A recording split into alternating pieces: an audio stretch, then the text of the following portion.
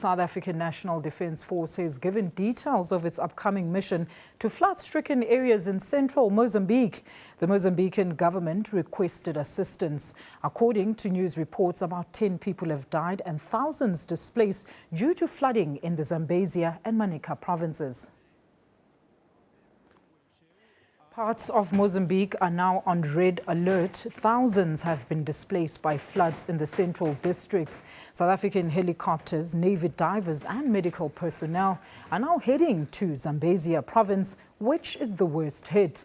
In neighboring Malawi, heavy rains have also caused massive flooding, killing 48 people, prompting President Peter Mutharika to declare half of the country a disaster zone. Now, earlier on, we spoke to Brigadier General Xolani Mbanga from the South African Defence Department about their mission to the flood-hit Mozambique.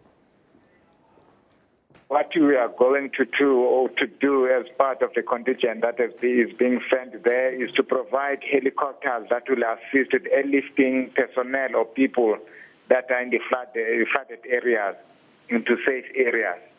That's one thing. And then the other thing that we'll do is that those who may need or require medical assistance, we have personnel from the South African Military Health Service who will provide medical support as may be required. That for the missing people or those who are suspected to have been drowned or being underwater in certain areas, we have divers from the South African Navy who will assist in search and rescue operation in order to help those who are distressed.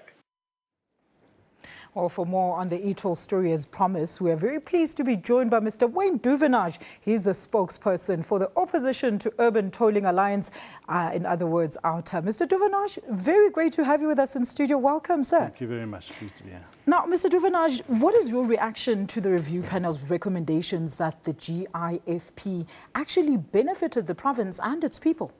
Oh, no, we know that. There was no reason to reject the fact that we needed to widen the freeways. They had become congested because of many years of non-upgrades, and I think it goes without saying that any urban area is going to grow over time and it's going to need congestion easing mechanisms, of which roads is one of them. Integrated public transport is a serious one as well, which has been neglected for many years and places a big problem on the tolling mechanism. So we're not opposed to the fact that the freeways needed to be widened or that they have to be paid for by society. We understand all of that. It's just this mechanism, this tolling mechanism, that's the issue here. Which brings me to my next question there. A hybrid funding model has been identified as the best payment method for the e-tolls. But what is your take on this recommendation, as you've always supported the fuel levy as an alternative? Yes, absolutely, because it is an existing policy. It's very efficient. It has zero administration costs, 100% compliance, literally. And so our concern, though, when scanning through the report, and we need more time to spend and analyze the content therein, but our concern is that that methodology is downplayed quite a lot in the report. It's not coming forward or coming through in the recommendations as a main funding mechanism. What our concern really is that the e-tolling methodology remains a high factor in that hybrid model that they're proposing. And that's a serious concern for us because they have lost the people on e-tolling. It is not working. And as this panel has deciphered in a lot of the good work that they've done, it is inefficient, it is impacting on the poor and the middle class, it is having a negative impact on society. It certainly isn't the best interest of the people.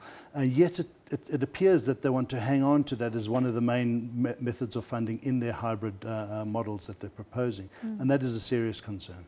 Now, Wayne, you tweeted that you were excluded from the press briefing today, which we know it's not entirely true, as the Premier indicated that they would be briefed at a later stage. But what is your response to this, please? No, look, you know, we've been to the Premier's office before for those media briefings. We didn't realise we had to be invited. It was just funny that the guy wouldn't let me in, but he didn't know who I was. He just had a picture of me and said, I've been told not to let you in the building. But we're not going to make an issue out of it. It's not a serious issue. All right, well, let's move on. No definitive answer has been given by the Premier yet as to whether or not the e-tolls will be scrapped. But now, do you think that this is a stopgap measure, or do you believe that the Premier is actually acting in the best interest of the province? Well, I don't know. You know, what we're reading in all of this is that there's hard politics at play here. That's for one thing for sure. The overwhelming majority of people that gave input gave valid input, which the Premier and the panel have acknowledged are all the inefficiencies, the cumbersomeness, the problems and the irrationality of e-tolling. It's there, plain and simple for everybody to see. And what happens is if you've lost the people on it, we don't know how you can try and keep flogging the horse that is already dead. It was never alive really in the first place, as we've said. So it's going to be very interesting how they wangle this into the equation when it has been rejected overwhelmingly by society. It's very unpopular, and I don't know how they're going to win the people back on it. So it's going to be very interesting to see how they go forward. But ultimately, it's a national decision, and National don't even have to take any of these recommendations. But we've said for some time now, it's actually beyond the politicians. This decision has been taken by the people. The people have made the decision that e-tolling is not going to work and not be there for them, and so it has failed, and it will never succeed. Wayne, we're waiting for, of course, the final report to come out very soon. Your expectations?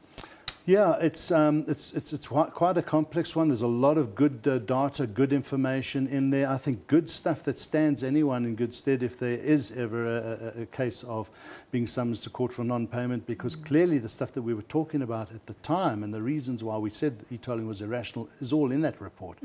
So there are some good things for us in that regard. It's just they are not going far enough to denounce e-tolling as a method, and that's a problem. All right, but you're going to keep on the fight. Oh yes, we will not stop. Definitely. We will not relent on that. Thank you so much for your time here, Wayne. It's a pleasure, thank you. All right, that is, of course, the spokesperson for OUTA, Mr. Wayne Duvenhage, talking to us about Mr. David Makhura's panel. And, of course, as you understand, today the review panel actually presented their findings, and the decision will be made soon in less than a month.